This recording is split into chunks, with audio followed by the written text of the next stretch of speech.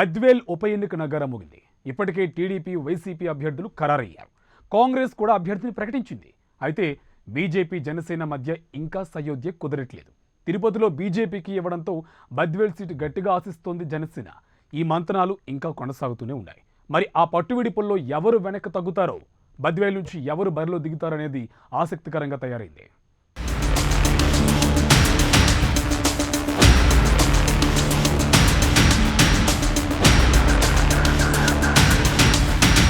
బద్వేలు ఉప ఎన్నిక అభ్యర్థుల ఎంపికే ఉత్కంఠగా మారింది. ఇప్పటికే ప్రధాన రాజకీయ పక్షాలైన టీడీపీ, వైసీపీ అభ్యర్థులను ఖరారు చేశాయి. నామినేషన్ల దాఖలుకు శుభముహూర్తం చూస్తున్నారు. సోమవారం తర్వాత రాష్ట్ర స్థాయి కీలక నాయకులతో సమావేశమై నామినేషన్ల తేదీని నిర్ణయించే అవకాశం ఉంది. కాంగ్రెస్ పార్టీ అభ్యర్థిగా కమలమ్మను ప్రకటించారు.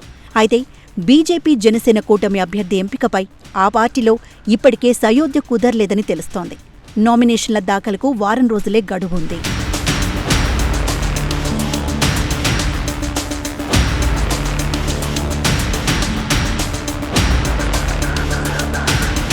టీడీపీ అభ్యర్థిగా డాక్టర్ ఓబులాపురం రాజశేఖర్, వైసీపీ అభ్యర్థిగా దివంగత ఎమ్మెల్యే జి వెంకట సుబ్బయ్య సతీమణి డాక్టర్ దాసరి సుధాను ఇప్పటికే ప్రకటించారు. నామినేషన్ల దాఖలుకు కోవిడ్-19 ఆంక్షలతో పరిమిత సంఖ్యలోనే ప్రజలు, నాయకులు హాజరు కావాల్సి ఉంది. అంతకు మించితే కేసులు పెట్టే అవకాశం ఉంది. దీంతో ఆచితూచి అడుగులు వేస్తున్నారు. టీడీపీ అధినేత ఎన్నికల ఇన్ఛార్జీలు, స్టార్ క్యాంపెయినర్లు ఎంపిక చేయనున్నారు. ఆ తర్వాత బద్వేలులో సమావేశం నిర్వహించి నామినేషన్ల తేదీని నిర్ణయిస్తారని సమాచారం.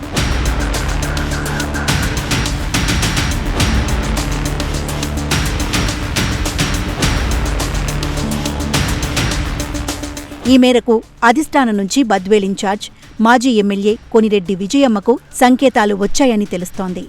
అలాగే జిల్లాలో సీఎం జగన్ 2 రోజుల పర్యటన ప్రారంభమైంది. అందులో భాగంగా బద్వేలు ఉప ఎన్నికపై జిల్లా నాయకులతో చర్చిస్తారని వైసీపీ నాయకులు అంటున్నారు.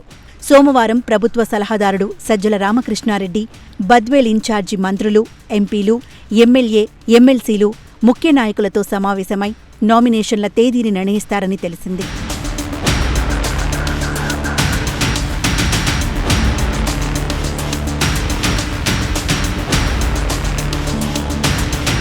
కాంగ్రెస్ పార్టీ బద్వేలు ఉప ఎన్నికల్లో అభ్యర్థిగా మాజీ ఎమ్మెల్యే కమలమ్మను ప్రకటించారు. మొదట అభ్యర్థి ఎంపికకు కమిటీ కూడా వేసింది. ఆసక్తి చూపే నాయకుల నుంచి దరఖాస్తులు స్వీకరించి వారిలో ఒకరిని ఎంపిక చేస్తామని ఆ పార్టీ నాయకులు అన్నారు. ఈ మేరకు ఏపీ పీసీసీ అధ్యక్షుడు, మాజీ మంత్రి Sailajanath, PCC working president Narreddy తులసిరెడ్డితో సమావేశమై అభ్యర్థి ఎంపికపై చర్చించారు. అయితే జిల్లా యూత్ కాంగ్రెస్ అధ్యక్షుడు కోటపాటి లక్ష్మయ్య కూడా తనకు అవకాశం ఇవ్వాలంటూ దరఖాస్తు చేశారు.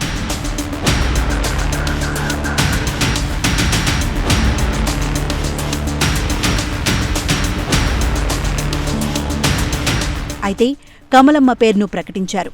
పోరుమామిళ్లకు చెందిన ఈమె బద్వేలు ఎస్సీ నియోజకవర్గంగా రిజర్వ్డ్ చేశాక తొలి ఎమ్మెల్యేగా గెలిచారు. బీజేపీ, జనసేన కూటమి అభ్యర్థి ఎంపికపై సయోధ్య కుదరలేదని సమాచారం. తిరుపతి లోక్సభ ఉప ఎన్నికల్లో బీజేపీకి అవకాశం ఇవ్వడం వల్ల బద్వేలు ఉప ఎన్నికల్లో పోటీకి జనసేనకు అవకాశం ఇవ్వాలని పట్టుబడుతున్నట్లు తెలిసింది. అయితే బీజేపీనే పోటీ చేసేలా చూడాలని జిల్లాకు చెందిన బీజేపీ నాయకులు రాష్ట్ర నాయకత్వంపై ఒత్తిడి తెస్తున్నట్లు సమాచారం. ఈ వ్యవహారం ఢిల్లీకి చేరిందని, 2 రోజుల్లో ఓ కొలిక్కి వస్తుందని కూటమి నాయకులు పేర్కొనడం కొసమెరుపు.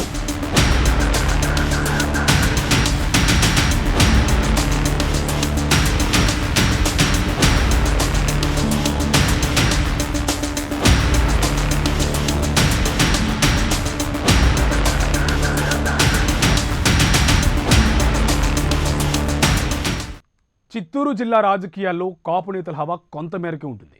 ఇక్కడ కమ్మ, రెడ్డి సామాజిక వర్గాల మధ్య ఆధిపత్య పోరు కొనసాగుతూనే ఉంటుంది. బడా నేతల నుంచి చోటా నేతల వరకు బలమైన సామాజిక వర్గం వారే రాజ్యమేలుతూ వస్తుంటారు. జిల్లాలో ప్రస్తుతం పెద్దిరెడ్డి రామచంద్రారెడ్డి, చెవిరెడ్డి భాస్కర్ రెడ్డి హవా కొనసాగుతూనే ఉంది. వారు ఏ కార్యం తలపెట్టినా దానికి ఎదురు అనేది ఉండదు. ఈ నేపథ్యంలో కాపు సామాజిక వర్గం చెందిన బలిజ ఎమ్మెల్యే మంత్రి కావడానికి పావులు కదుపుతున్నట్లు విశ్వసనీయ సమాచారం. ఇంతకు ఎవరా నేత, ఏంటి ఆయన ఎత్తుగడ?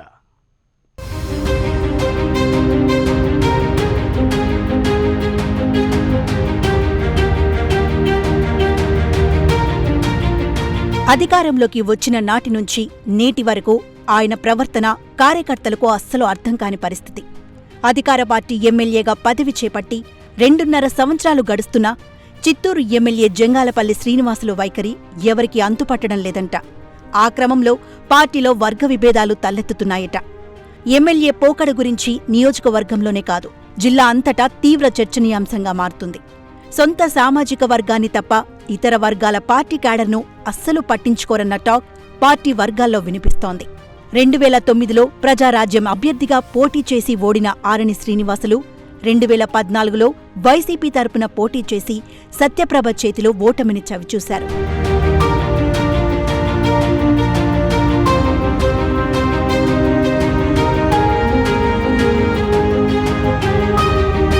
అయితే ఫ్యాన్ గాలితో 2019 ఎన్నికల్లో టీడీపీ అభ్యర్థి మనోహర్పై గెలుపొందారు.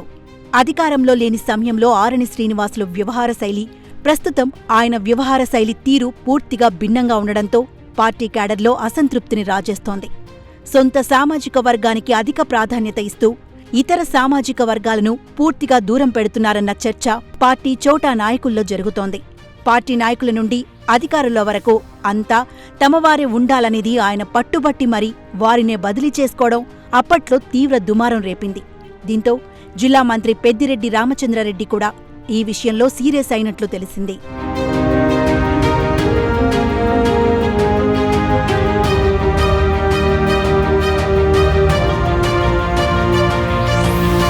చిత్తూరులోని కూరగాయల మార్కెట్లో దుకాణాల కేటాయింపులో ఎమ్మెల్యే అనుచరులు డబ్బులు వసూలు చేయడం వివాదానికి దారితీసింది. మార్కెట్లోని దుకాణాల విషయంలో తమకు అన్యాయం జరిగిందని ఇతర సామాజిక వర్గాలు ఆగ్రహం వ్యక్తం చేస్తూ మంత్రి పెద్దిరెడ్డిని కలిసి తమ గోడును విన్నవించుకున్నారు. మంత్రి స్వయంగా ఎమ్మెల్యే ఆరణి శ్రీనివాసుల వ్యవహార శైలిపై వార్నింగ్ ఇచ్చినా ఆయన వ్యవహార శైలి మార్చుకోకుండా ఉన్నారనేది పార్టీ నాయకుల వద్ద నుండి కార్యకర్తల వరకు వినిపిస్తున్న విమర్శ. ఎన్నికల సమయంలో శ్రీనివాసులు ఇచ్చిన హామీల మేరకు ఒక్క సమస్య కూడా నేటికీ పరిష్కరించకపోవడంతో ప్రజల్లోనే ఆయనపై తీవ్రస్థాయిలో వ్యతిరేకత మొదలవుతోంది.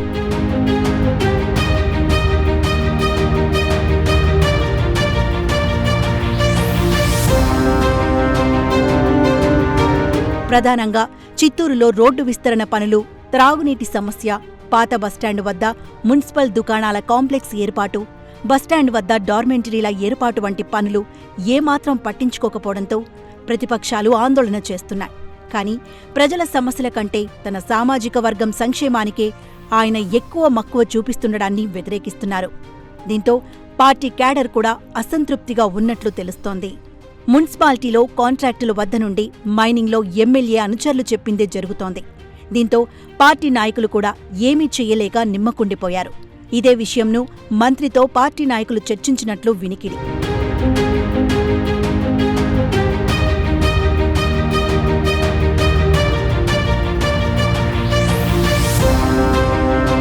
ఎమ్మెల్యే వ్యవహార శైలితో పార్టీలోని ద్వితీయ, తృతీయ శ్రేణుల నాయకులు పార్టీ కార్యక్రమాలకు సైతం దూరంగా ఉన్నట్లు తెలుస్తోంది.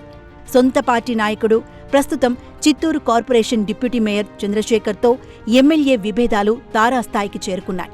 చంద్రశేఖర్ వార్డులో ఏ సమస్య తలెత్తినా అవి పరిష్కారానికి నోచుకోకపోవడంపై ప్రజలు మండిపడుతున్నారు. నాయకుల మధ్య వివాదాలు తమకు ఏం సంబంధమని, తమ సమస్యలు తీర్చేందుకే నాయకులు ఉన్నారని ప్రజలు మండిపడుతున్నారు. ఇదిలా ఉండగా ఆరణి శ్రీనివాసులు మంత్రి పదవిపై ఆశలు పెట్టుకున్నట్లు తెలుస్తోంది.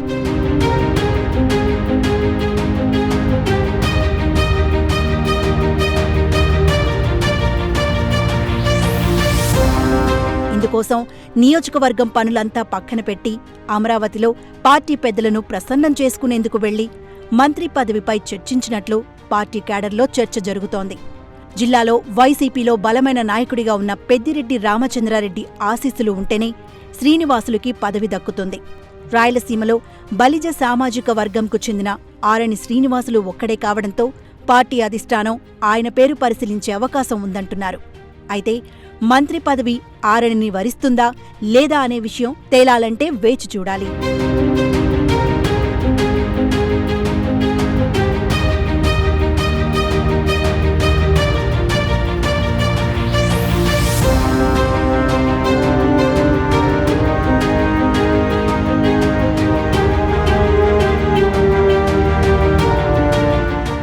వరంగల్ నగరంలో లిక్కర్ డాన్ తనయుడిగా ప్రత్యేక గుర్తింపు తెచ్చుకున్న 24వ డివిజన్ కార్పొరేటర్ భర్త శిరీష్ పోలీసులు ఎదుట లొంగిపోయాడు. ఉదయమే పోలీస్ స్టేషన్కు వచ్చిన ఆయనకు అదుపులోకి తీసుకుని గుట్టు చప్పుడు కాకుండా మెజిస్ట్రేట్ ఎదుట హాజరుపరిచారు. మెజిస్ట్రేట్ 14 రోజుల పాటు రిమాండ్ విధించగా ప్రత్యేక వాహనంలో పరకాల సబ్ జైలుకు తరలించారు. ఈ తతంగం అంతా ఓ ప్రజాప్రతినిధి కనుసన్నల్లోని నడిచినట్లు ఓరుగల్లులో జోరుగా పుకార్లు వెల్లువెత్తున్నాయి.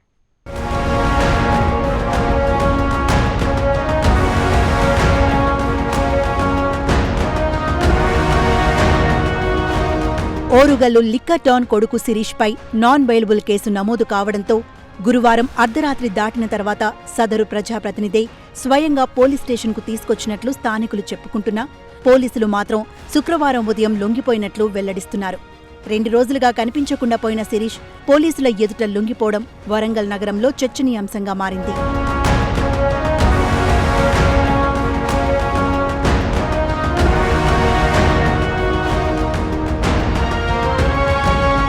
ప్రేమిస్తున్నా పెళ్లి చేసుకుంటానంటూ ఓ యువతికి మాయమాటలు చెప్పిన సుమారు 90 లక్షలకు పైగా ఆమె నుంచి పలు దఫాలుగా తీసుకున్నట్లు బాధితురాలు మిల్స్ కాలనీ పోలీసులకు ఫిర్యాదు చేసింది. వ్యాపారం చేద్దామంటూ ఈ మొత్తాన్ని తీసుకున్నట్లు ఫిర్యాదులో పేర్కొన్నారు. ఆ యువతి క్రెడిట్ కార్డు ద్వారా శిరీష్ 6 లక్షలు తీసుకున్నట్లు సమాచారం. దీంతో వ్యాపారం చెయ్యకపోగా వేరే యువతిని పెళ్లి చేసుకోవడంతో తన డబ్బులు తిరిగి ఇవ్వాలంటూ బాధితురాలు పలుమార్లు కోరినా పోలీసుల అండదండలతో చంపేస్తామంటూ తండ్రి కొడుకులు బెదిరించినట్లు తెలుస్తోంది.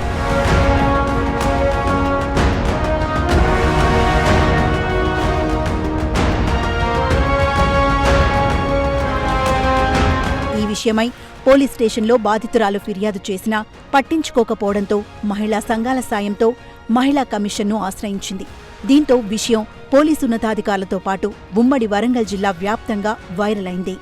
వరంగల్ పోలీస్ కమిషనర్ తరుణ్ జోషి రంగప్రవేశం చేసి స్టేషన్ అధికారులను గట్టిగా మందలించడంతో స్పందించిన మిల్స్ కాలనీ పోలీసులు లిక్కర్ డాన్తో పాటు తనయుడిపై కేసు నమోదు చేశారు.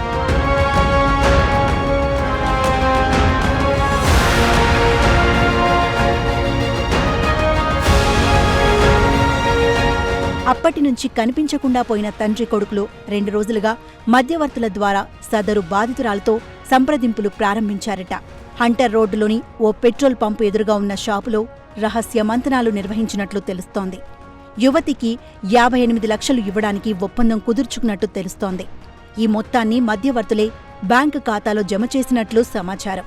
మరో బ్యాంకు ఖాతాలో యువతి క్రెడిట్ కార్డు బిల్లు 5.86 లక్షలు జమ చేసినట్లు సమాచారం.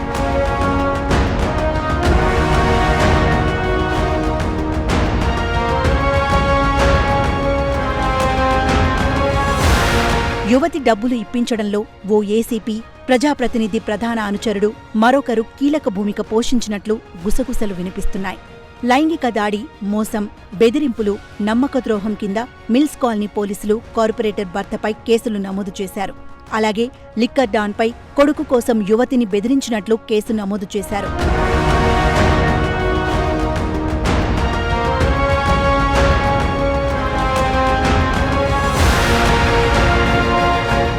దీంతో కొడుక్కి ప్రస్తుతం బెయిల్ రాదని నిర్ధారించుకుని పోలీసుల ఎదుట లొంగిపోగా కేవలం బెదిరింపు కేసులో ఇరుక్కున్న లిక్కర్ డాన్ మాత్రం బెయిల్ కోసం ప్రయత్నాలను ముమ్మరం చేస్తున్నట్లు తెలుస్తోంది.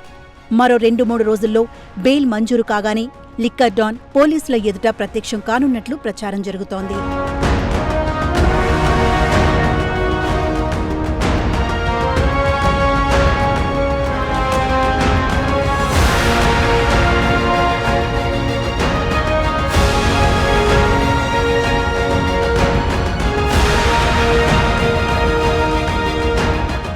గులాబీ బాస్ కేసీఆర్ తన కుమార్తె ఎమ్మెల్సీ కవితను మంత్రివర్గంలోకి తీసుకొస్తున్నారా?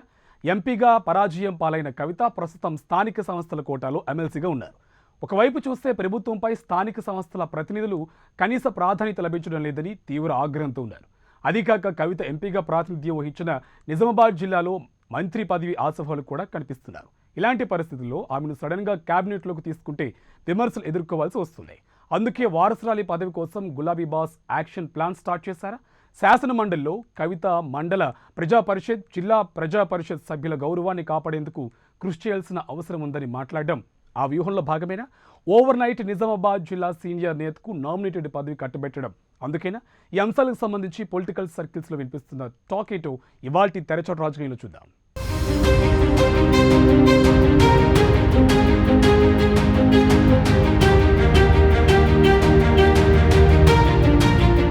అందుకే ఉమ్మడి నిజామాబాద్ జిల్లాకు చెందిన సీనియర్ ఎమ్మెల్యే బాజిరెడ్డి గోవర్ధన్ కు అత్యంత కీలకమైన ఆర్టీసీ చైర్మన్ పదవి కట్టబెట్టారు.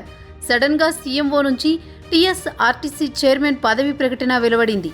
ఇతర నామినేటెడ్ పోస్టులతో కాకుండా సోలోగా ఆ నియామక ప్రకటన రావడంతో దానికి మరింత ప్రాధాన్యత ఏర్పడింది.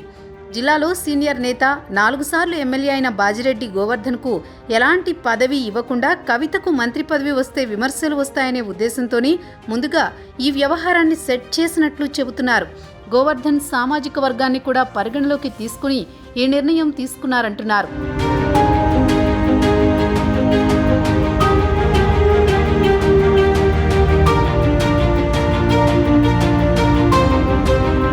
మంత్రివర్గ విస్తరణ ఎప్పుడు జరిగినా కేబినెట్లోకి కవిత రావడం మాత్రం పక్కా అన్న టాక్ వినిపిస్తున్న తరుణంలో మంత్రి పదవి ఆశిస్తున్న బాజిరెడ్డిని నామినేటెడ్ పదవికి పరిమితం చేయడం అందుకేనంటున్నారు.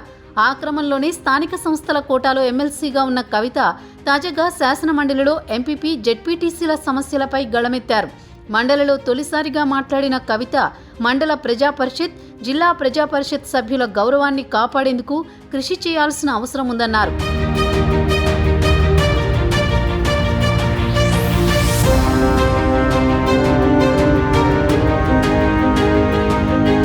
స్థానిక సంస్థల ప్రజాప్రతినిధులు ఎదుర్కొంటున్న పలు సమస్యలపై శాసనమండలిలో మంత్రి ఎర్రబెల్లి దయాకర్ రావుని ఎమ్మెల్సీ కవిత ప్రశ్నించారు. ప్రభుత్వం దృష్టికి కొన్ని సమస్యలను తీసుకొస్తున్నానని ఎమ్మెల్సీ కవిత పేర్కొన్నారు. గతంలో కూడా అనేక సమస్యలను మంత్రి దృష్టికి తీసుకువెళ్లామని పేర్కొన్నారు. ఎంపీటీసీలు, జెడ్పీటీసీలకు కనీసం కూర్చోవడానికి కూడా కుర్చీ లేదని ఆమె శాసనమండలి వేదికగా ప్రస్తావించారు. పంచాయతీరాజ్ శాఖ మంత్రి ఎర్రబెల్లి దయాకర్ రావు దీనిపై చొరవ తీసుకుని ఎంపీటీసీలు, జెడ్పీటీసీల సమస్యలను పరిష్కరించాలని కవిత సూచించారు. రాష్ట్రంలో కొత్తగా మండలాలు ఏర్పాటైనా ఇప్పటి వరకు ఎంపీటీసీలకు తగిన కార్యాలయాలు లేవని కవిత సభాముఖంగా పేర్కొన్నారు.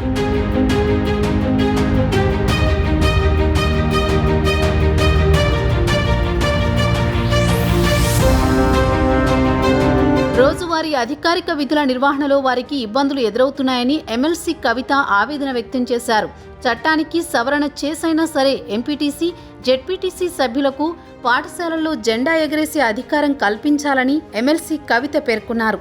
గ్రామ పంచాయతీలలో కనీసం ఎంపీటీసీలు కూర్చోవడానికి కుర్చీలు కూడా లేవని, ఆ విషయంలో తగిన ప్రాధాన్యత ఇవ్వాలని పేర్కొన్నారు.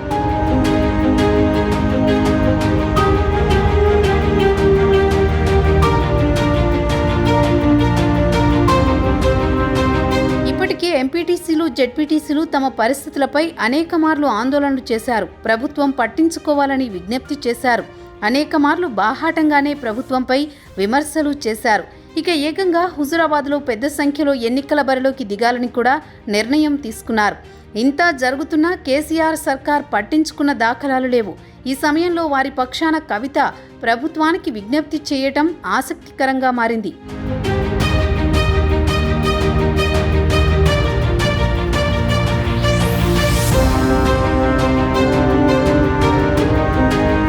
ఆ క్రమంలో వారి సమస్యలపై కవిత మండలిలో ప్రస్తావించిన వెంటనే ముఖ్యమంత్రి స్పందించారు. పంచాయతీరాజ్, స్థానిక సంస్థల ప్రతినిధుల గౌరవ వేతనాలను 30% పెంచుతూ కేసీఆర్ సర్కార్ ఉత్తర్వులు జారీ చేసింది. సర్పంచులు, ఎంపీటీసీల గౌరవ వేతనం 5,000 నుంచి 6,500కు, జెడ్పీటీసీ, ఎంపీటీసీల గౌరవ వేతనం 10,000 నుంచి 13,000కు పెంచింది.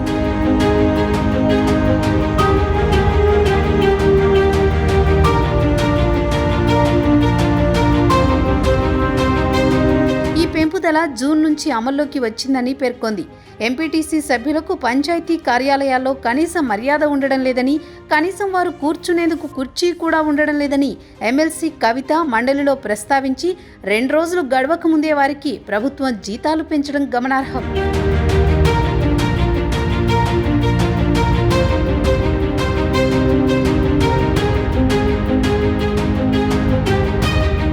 స్థానిక సంస్థల కోటాలో ఎమ్మెల్సీ అయిన కవితకు మంత్రి పదవి దక్కితే ఇప్పటికే ఆందోళన పథంలో ఉన్న స్థానిక సంస్థల ప్రతినిధులు నిరసనలు మరింత పెరిగే అవకాశం ఉంటుంది.